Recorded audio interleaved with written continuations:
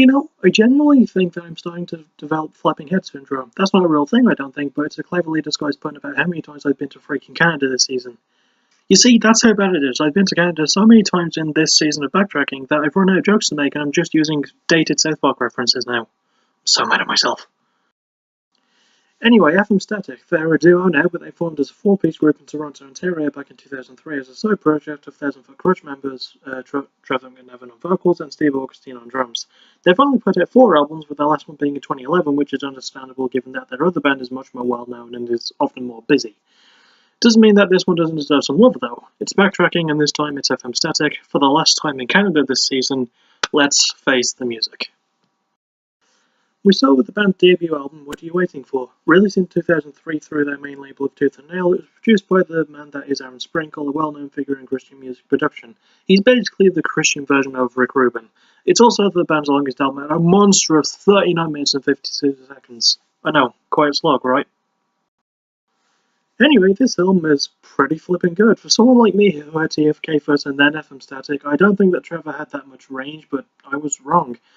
For its time, this album avoids most of the tropes of other pop punk at the time, and not just because of the religiousness and what have you. The pace of this one is absolutely vicious, and it's pretty fast throughout. The tempo rarely changes, and when it does, it's done at the right times. Even the acoustic closing track titled Hey Now still has some quickness to it, which genuinely surprised me. This album does contain my first FM Static song, Indefinitely Maybe, and that would become a good basis for the band's niche for storytelling. Trevor is no stranger to concept albums himself, and has made one with Thousand Foot Krutch before, and I said Thousand Foot Krutch, I meant to say Krutch, and even though What Are You Waiting For isn't listed specifically as a concept album, it does still have some stories to tell. Before I talk about that, I would like to bring up the song My First Stereo from this album, which is incorrectly listed as being just over 6.5 minutes long on Wikipedia. It's actually rendered at 3 minutes and 15 seconds, but even with the shaved time, this is still the band's longest album, so there you go. Structurally, the pace of the album is pretty well balanced despite how fast it is. It's got enough good moments to slow down to understand what's going on. It doesn't really get too out of hand either. Lyrically, there is the usual pop punk stuff about girls, but it's nice things about girls and about friendships and childhood and just dwelling on the past, but in a nice way. It's handled with a surprising sweetness that is underappreciated nowadays, and the stories told because of that just genuinely feel really good and heartfelt. Trevor delivers these messages well, mixing in positive messages with carefully constructed punk energy and his signature just really cool sounding delivery. Guitarist Josh Bunner, does a good job playing some faster and some pretty slick solos. Justice Smith does a good job on bass, adding a good bass and solid work of his own. And Steve is a very welcome versatile drummer, keeping it well and playing fast and balanced. Standout songs include Definitely Maybe, The Notion, Crazy Mary, October, and my favourite, and My First Stereo. What Are You Waiting For is a solid debut from a side project band of all things, produced well for its time and dodging many pop-punk tropes while still sticking to the traditional formulas. It's just a fun, positive, well thought out, and brilliantly produced album, and I can recommend it. It's just really good. A lot of fun. We follow up with the band's second album, Critically Ashamed, released in 2006 through the same label as last time. It's also the band's only self-produced album, with Aaron Sprinkle not appearing at all anywhere. This album is also kind of where FM Static would start finding their identity, and I have to say, I appreciate the effort. With some bands that have side project things, it's hard to sound unique to your main band. Buddy Nielsen's Speak the Truth band sounds similar enough to Senses Fail, and Darren Malakian sings the same in Scars on Broadway as he does for System of a Down, but with Trevor McNevan, the change is a lot more apparent. Thousand Foot Krutch are more known for being a rapcore band with nu metal thrown in and such, and Trevor's rapping and occasional screaming for TFK is really good. That did sort of carry over from time to time with FM Static's debut, and whilst the shift in genre is apparent, Trevor sounded pretty much the same as on any TFK album. But for this one, he really got onto that. There are so many changes and little intricacies for this one that I can really appreciate. His clean singing sounds so much better for the genre, and it's a testament to his underrated range. One thing that helped a lot more was the difference in pacing compared to What Are You Waiting For. It's more balanced, not as fast, with even some funnier sounding songs on this one too that take shots at fame in the music industry. Hell, the album's title itself is a pun, and there's even a couple of song titles that are puns as well. One weird thing to me, though, is the album's intro. It's an 8-second long track called Hope the Rock Show Goes Good. It's not even a song. It's just a recording from Trevor's niece saying hi and then hoping that the rock show goes good. It's weird to me because, well, I kind of wanted this to be more of a concept album. All the right elements for a story are there, and there could have been songs about Trevor's niece, but it's a missed opportunity. Which is a shame because the structuring of this album lends itself well to a story, and the balance of heavier and funnier songs with slow down, more lovey-dovey songs is well handled, and the lyrics covering topics like celebrity status, love and faith also could have been used to tell a great story. In fact, I kind of feel like the album should have been the band's debut. It's one that showcases everything that the band is capable of and shows just enough but not all. Still, I'm fine with the order of the album releases, so there you go.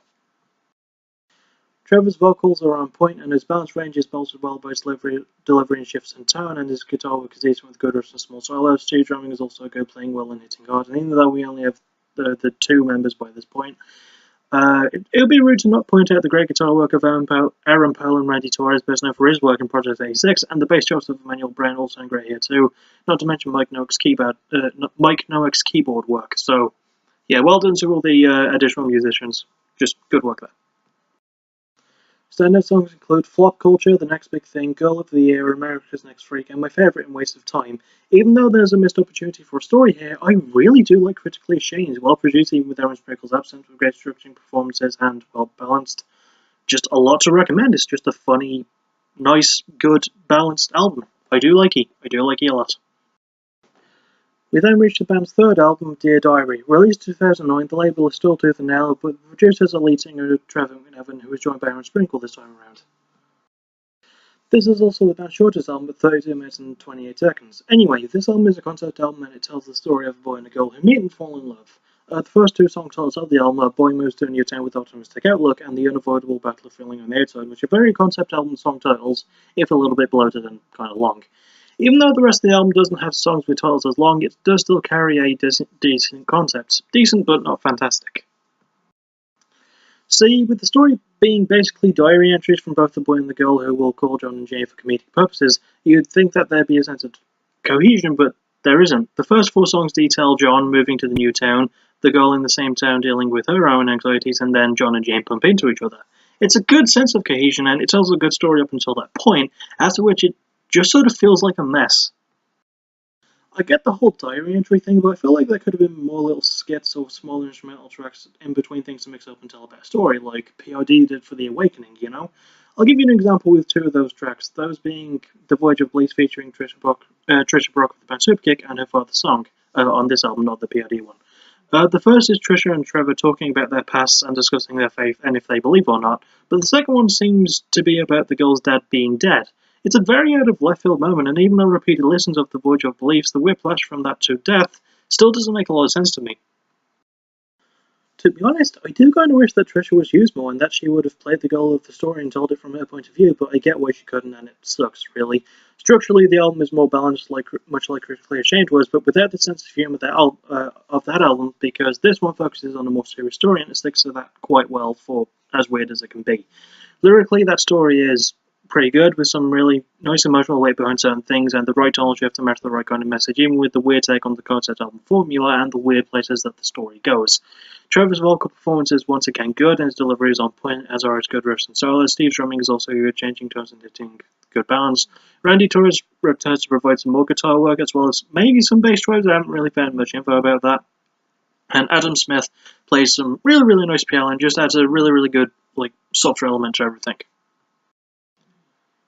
Standout songs include Boy Meets Girl and Vice Versa, in brackets, Man What You Doing, Unavoidable, which was one of the ones I mentioned earlier but shortened, and my favourite in The Voyage of Beliefs. Whilst there is some confusion in how the story was handled and the short length really doesn't help the album, I did like it. Its heart is in the right place, and if you can listen past all the weird changes, there is a good story to be had, and some very good emotion behind it. I'm still a little bit shaky on this album personally, but I can recommend that you listen to it at least once because it is definitely worth your time. And finally, we reached the band's fourth album, My Brain Says Stop But My Heart Says Go. Released in 2011 through Tooth and Nail once again and produced by Trevor McNevan and Aaron Sprinkle once again, this little baby was my first FM static album. I know, right? You'd think that with my first songs, by them being a major single from their debut, I would have listened to more sooner, but nope! Young Jake was the rather ignorant fellow, it appears. Anywho, this album being released 2 years after the last one does make it the shortest time gap between albums for the band, and even having said that, this album really doesn't feel rushed. I guess that even 7 years after this album came out, I do still have some love for it, even though it's not a concept album or as good in storytelling as their previous three efforts. But this album is definitely the band's most fun piece of work, and even though there's no concept, this album title is a favourite of mine because I've always been a fan of the theory about following your heart because your brain is just a pain in the ass. I mean, that's the basics of it, at least. Anyway, it's maybe the band's poppiest piece of work, and is maybe their most popular album as one of the songs, FMSTATIC, was featured on an episode of a short-lived show called Hellcats, which I've never seen, but I know that the song was used for it. Also, for those who missed it, yes, the band did spell their own name in all caps like it was an acronym for something. I am a fan of that acronym, so let's just assume that there isn't one and move on. This album is easily the band's most energetic since What Are You Waiting For, but it has the same balance as Critically Ashamed as well, and it's a good mix and adds to the overall fun energy. It's also a bit more experimental, with the title track and lead single having some Beach Boys elements to it, actually work quite well. Work quite well, sorry. That leads to the structure being handled really good, and there being some really good throwbacks to the older solid pop punk, but mixed well with the new stuff from FM Static's own spin on things. Lyrically, it's a much more positive sounding album, mostly focusing on the contrast of heart and mind, and even with one of the later songs focused on the subject of abuse, it's told in a very positive light that kind of surprised me. Trevor's performance is awesome with good energy delivery and even even more rapping than before, which was a pleasant surprise. And Steve Augustine's drumming is once again good with awesome work and timing. I couldn't find anything on additional instrumentalists for this one, so let's just say that Trevor did it all and he did a really good job. If not, props to other people who did a bit. I couldn't find anything about you. I apologise. Standard songs include the title track, Black Tattoo, Breaking Me Again, You Don't Know Me Like That, and my favourite in Cinnamon and Lipstick. It was a wise choice to move from concept album attempts to just having fun, and this album has so much energy and accessibility that it's just easy to get into, not to mention awesome production, performances, and polish. It just sounds so clean and so good, and I can recommend this one. So, let's round them up. Most favourite is probably Critically Ashamed. I like the sense of humour, the little stories told within, the balance. It's just a good album with an overall positive message. Pretty much everything I would want from any pop punk album, really. Least favourite is Dear Diary. There's nothing wrong with it functionally, and it does have some good moments, but the messages within are kind of mixed at times, and the album's short length does nothing at all to help that. It is still good and worth your time, but it may take a few more listens to understand more of what's going on. Anyway, that'll about wrap it up, and I'm officially done with Canada for this season, thank Christ. Join me next time in Lima? I think it's Lima, Ohio, where I'll cover another pop punk band in Hit the Lights. As always, ow, my left arm snapped. It didn't snap, it just, the joint went. Not the joint went. I'm gonna end this. Thank you for listening, you're awesome, bye-bye. I need a life.